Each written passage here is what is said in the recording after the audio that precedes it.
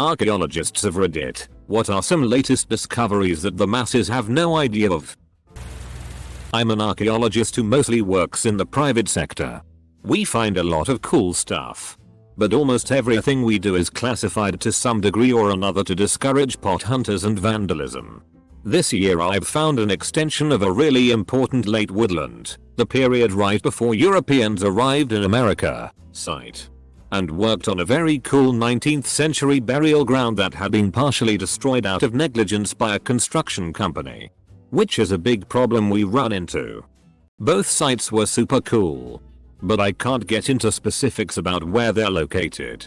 And X200B, the remains of the last slave ship to smuggle imported slaves into America, after it was outlawed, was just found in Alabama.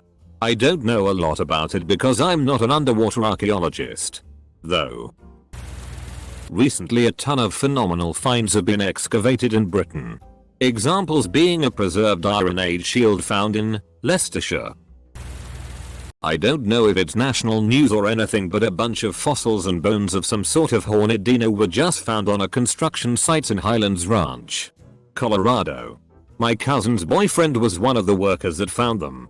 Some DCK on his team was trying to load his truck up with a bunch of the fossils and bones and destroyed them. The museum had to confiscate stuff from him. But it's still pretty cool that Colorado has another dinosaur. I think we've had another dinosaur and another really good set of fossils found here. Close bracket. Also, I know this is paleontology and not archaeology. But it's still cool. And I wasn't thinking about that when I decided to post. Okay, I've got another one related to my actual degree, Egyptology. The tomb of Nefertep was discovered in the early 1900s. But it was badly damaged and therefore we're still investigating all the material we have. A lot of it was burnt by tomb robbers, but there is still some epigraphic evidence. One of the most interesting pieces is a tiny piece of pottery with a serek on it, the symbol of the name of the king. For context, Nefertep was from pre-dynastic Egypt, just before the first dynasty. And this is where it gets exciting. Nefertep is believed to be the mother of the first pharaoh of Egypt. However, on this piece of pottery, her name is written in a serek, indicating she was a pharaoh. Of course it's possible that it was just indicating her as queen. But it's quite fun to think that there's a very good chance the first pharaoh of Egypt was a woman. Furthermore, as far as we can tell, this is the earliest ever surviving evidence of a woman's name written down. We all thought that was pretty cool. Not really that major, but last year I did field school in North Jersey at a Revolutionary War encampment and we found a button, like a jacket button, that had USA written on it. It was really interesting to see the use of that acronym from such an early stage in America's infancy. Everybody in the field school was freaking out about it. Well, now I'm imagining the crowd chanting USA while Washington and company were signing the Declaration of Independence. They pronounce it like a word. USA. USA. USA. I'm surprised at the mass amount of people that haven't heard of the lunar settlement in Pensacola, FL. It was the first European multi-year settlement in the country and dates to 1559. The story is tragic and we have the unique opportunity to not only investigate the land settlement, but also the shipwrecks right off the coast. Additionally, I am working on a Native American site across the bay this summer.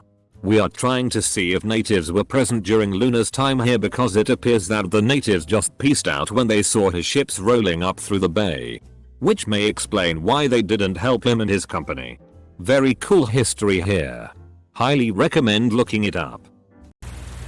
Everything in the damned Amazon. There's a whole chapter of human history in a spot the size of India that the archaeological community refuses to look into.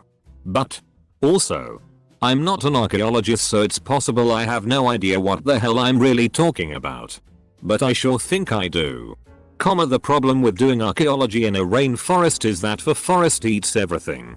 The rain, the acidic soils, the growing of trees, and creeping of vines. It pretty much obliterates anything that isn't solid stone. There must be a ton that happened there. But unless it's huge and made of rock, it's been destroyed. They recently discovered possible evidence that there were humans 100,000 years ago in the Americas. In San Diego they found evidence of what we think are tools made of mastodon bone. So essentially archaeologists are stubborn just like any other type of ideology on academia, and they're reluctant to let go of the theories that dominated the 20th century. For example, we've always been taught Clovis first, meaning the first people to populate the Americas were the Clovis people 10-12k years ago. But now there is overwhelming evidence the Americas were populated before that and possibly all the way back to 100,000 years ago, which would completely change our understanding of humans. Don't know how major or interesting this is, but in Athens in the area of Philero, which used to be the port of ancient Athens before it was moved to Piraeus, during some excavations for the construction of a cultural center, a huge cemetery was discovered.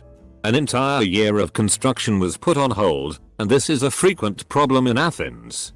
Major construction work running into ancient buried buildings which now have to be preserved.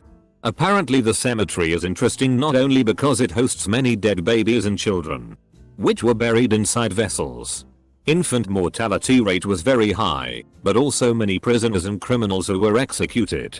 There's also a mass grave of about 80 shackled men. It has been speculated the mass grave may be related to Cylon of Athens, a winner in the Olympics and wannabe tyrant, who tried to stage a coup by taking over the Acropolis but was promptly chased out of there by Megacles of a powerful Athenian clan and escaped to Megara. His followers sought refuge in the altar of Athena Polius. Anyone present at an altar was considered to be under the protection of the gods and was not allowed to be harmed. They agreed to descend the Acropolis after being promised they would be left unharmed, but were slaughtered nonetheless by the followers of Megacles, as they considered the men unworthy of the gods' protection. This thread is kind of making me sad. I always wanted to be an archaeologist when I was a kid, but they don't make that much money and are away from home for so long. Now I sort of wish I just said FCK it and did it.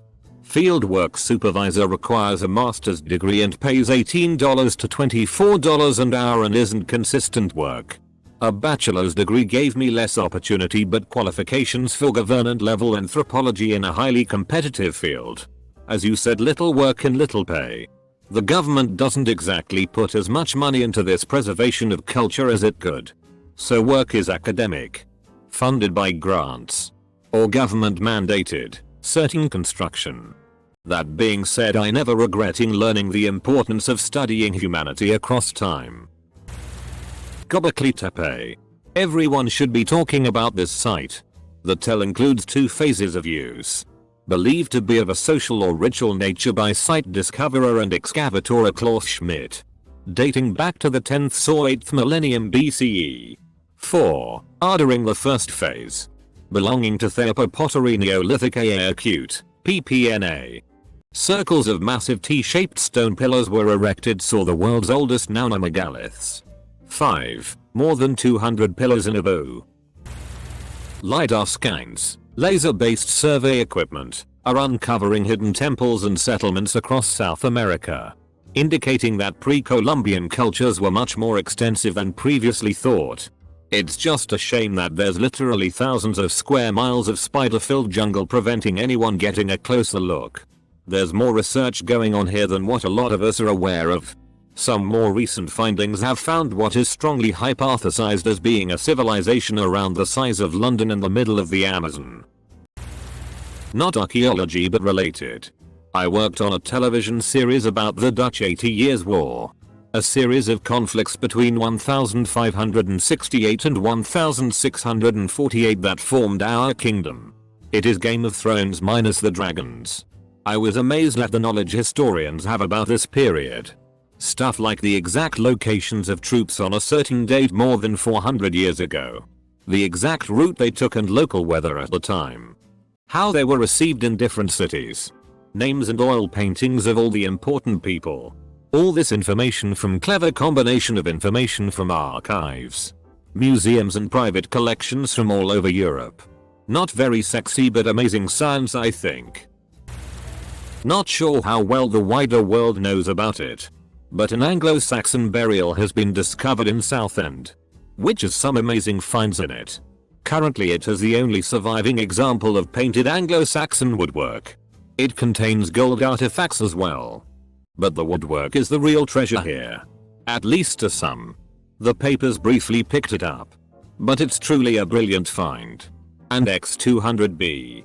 There was also an Iron Age chariot burial in Pembrokeshire.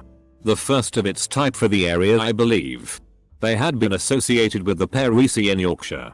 But this shows the practice wasn't confined to that area. Similarly, it's the first example of Latini artwork in Pembrokeshire. And X200B. I find that the public at large are more focused on golden artifacts, swords, etc. But things like pottery and artwork are so much more interesting to archaeologists as they can tell you so much about the people. My old lecturer said that you could tell an archaeologist by the way he reacted to ceramics. Archaeologist here. I don't have the idea any big discoveries get made without getting significant press coverage. Like the new pharaoh tomb in Egypt. That one got tons of press coverage. New discoveries about the egged girl also got lots of press. Lots of permafrost finds get press coverage. Honestly, even I miss things sometimes because so many things get press coverage. I'm getting bored of reading about my work in my free time. On the other hand, in countries where archaeology is commercialized, it happens often that promising projects are shelved because of lack of funding. But since they have not actually made the discoveries yet, I guess that doesn't count. My anthropology professor from this semester spent the first half of the semester in Ethiopia doing an excavation. They found a piece of bone with scratch markings on it, indicating a form of symbolism from 80,000 years ago, which is nearly 30,000 years before the previously oldest discovery. According to my professor at least. His name was Michael J. Rogers for anyone interested and in the know. I'm primarily an Egyptologist, but I work for a UK regional archaeology crew. And recently they found a specific vessel which was very unusual. It's hard to describe, but I couldn't find a picture. But it was a smallish clay pot, which had been made on a wheel and was incredibly well made. But the neck of it was tiny. And it pinched in and out at points. Bad description, I know. Anyway, we got it dated to around the Stuart era. And gave it over to a potter who we sometimes worked with, so he could attempt to make a copy. He couldn't do it. He made a lovely pot, but it was nothing like the original. He explained that he couldn't get the clay thin enough to pinch like the original, because his hands were simply too big to make a pot with a neck of that size. So after a lot of thought they came to a conclusion that it must have been children making these pots. I suggested women, but it turned out even women's hands were too big. Based on other circumstantial evidence from the same context. This was from a relatively poor family, who trained their children in the same trade as them to create beautiful pottery to sell to the elites. In the Stuart era, that style of pottery was around a lot, but it had started not too far from the city we found it in. So we figured they must have been copying the popular style. It's so interesting to think that a child, probably no more than 8, made such a beautiful piece of work. Edit. Just adding for clarification, as it seems to have confused some people when I said I'm an Egyptologist. I mean that's my main link to archaeology. The pot I'm talking about here is from a regional archaeology find. It's Stuart, as in its English, and dates from the 15th-16th centuries. It's not Egyptian. Just to clear up any confusion.